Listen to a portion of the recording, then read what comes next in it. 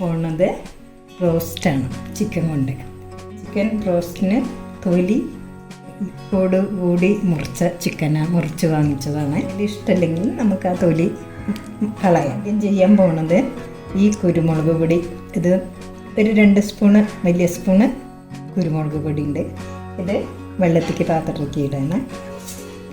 കുരുമുളക് പൊടി ഇട്ട് ഇനി ഉപ്പ് ആവശ്യത്തിനുള്ള ഉപ്പും ചേർക്കണം.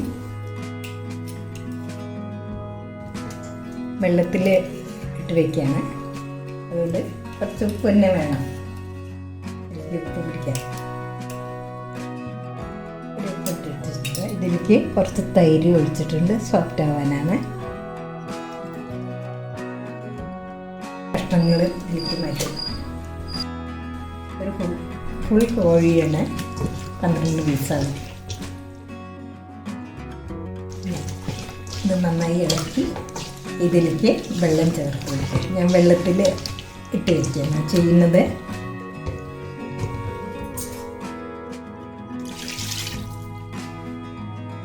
ചിക്കൻ കുരുമുളകിൻ്റെയും ഉപ്പിൻ്റെയും കുറച്ച് തൈര്, 1 കപ്പ് തൈര് എടുത്തിട്ടുണ്ട്. പുളിപ്പില്ലാത്ത തൈര് ആയതുകൊണ്ട് അത്ര എടുത്തത്. പുളിപ്പുള്ള തൈരാണെങ്കിൽ കുറച്ച് മതിയായിരുന്നു. തൈരിൽ ഒഴിച്ച് നമ്മൾ ഇളക്കി വെച്ചതാണ്. 2 മണിക്കൂറോളം കുതിർന്നിട്ടുണ്ട്. ഇവകളാണ് മൈദപ്പൊടി 1 കപ്പ്. ഇത് അത്ര അധികം എടുത്തത് പിന്നെ നല്ല വലിയ പീസാണ്, അതുകൊണ്ട് 12 പീസുണ്ട്. ആ പീസ് 2 എടുക്കണം, 2 പ്രാവശ്യം എടുക്കണം. അതുകൊണ്ടാണ്. ഇത് കോൺഫ്ലവർ 1 കപ്പുണ്ട്. ഇത് കുറച്ച് അരിപ്പൊടി, പിന്നെ ഇഞ്ചി, വെളുത്തുള്ളി പേസ്റ്റാണ്, കുരുമുളക് പൊടി, മുളക് പൊടി, കുറച്ച് മഞ്ഞൾപ്പൊടി എടുത്തിട്ടുണ്ട്. ഓട്സ് ഒന്ന് മിക്സിയിലിട്ട് പൊടിച്ച് വെച്ചതാണ്. മുട്ട 1 എടുത്തിട്ടുണ്ട്. ഉപ്പ്, വെളിച്ചെണ്ണ. ഇനി നമുക്ക് ഉണ്ടാക്കാം.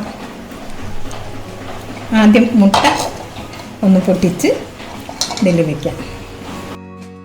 കുറച്ച് അറന്ന് വെച്ചിട്ടുണ്ട്, അതിലേക്ക് കുറച്ച് ഉപ്പ് ഇടാം. അടുത്ത കൂട്ട് തയ്യാറാക്കാണ്. മൈദമാവ് ഒരു പാത്രത്തിലേക്ക് ഇട്ട് വെച്ചു. ഇത് കോൺഫ്ലവറാണ്. അരിപ്പൊടി 1 സ്പൂണ്, വലിയ സ്പൂണ്. കുരുമുളക് പൊടി 1 സ്പൂണുണ്ട്, വലിയ സ്പൂണ്. മുളക് പൊടി വലിയൊരു സ്പൂണിന്. പിന്നെ കുറച്ച് മഞ്ഞൾപ്പൊടി ചേർത്ത് കൊടുക്കണം. ഓട്സ് കുറച്ച് ചേർക്കണം. പിന്നെ ഇടയ്ക്ക് നമുക്ക് ഉപ്പ് ചേർക്കാം. കൂട്ടി യോജിച്ച് വെച്ചിട്ടുണ്ട്. പിന്നെ നമുക്ക് മുട്ടയിൽ ഇഞ്ചി ചേർക്കാം. ഇഞ്ചിയും വെളുത്തുള്ളി ചേർത്ത് കൊടുക്കാം. നമുക്ക് മാവിൽ ഇത് ഓരോ പീസായിട്ട് മുക്കി ഓരോ പീസായിട്ട് നമുക്ക് ഈ മാവിൽ പുരട്ടിയെടുക്കാം. നന്നായി പുരട്ടി എല്ലാ ഭാഗവും മാവ് പിടിക്കണം. എന്നിട്ട് നമ്മളൊന്ന് കുടഞ്ഞ് എടുത്തിട്ട് മുട്ടയുടെ വെള്ളയിൽ ചേർക്കണം. മുട്ടയുടെ വെള്ളയിൽ ചേർത്ത് ഇനി ഒന്നും കൂടി മാവിൽ പുരട്ടിയെടുക്കാം. ചേർത്ത് പുരട്ടി വെച്ചിട്ടുണ്ട്. ഇനി നമുക്കൊരു 20 മിനിറ്റ് അടച്ച് വയ്ക്കാം. 20 മിനിറ്റിലേറെയായിന് ചിക്കൻ പുരട്ടി വെച്ചിട്ട് ഇനി നമ്മൾ ചട്ടി അടുപ്പത്ത് വെച്ച് തീ കത്തിച്ചിട്ടുണ്ട്. ചട്ടി ചൂടായി എണ്ണ ഒഴിക്കുകയാണ്. എണ്ണ കുറച്ചധികം തന്നെ ഒഴിക്കണം. വലിയ പീസാണ്, അതുകൊണ്ട് എണ്ണ അധികം ഒഴിക്കണം.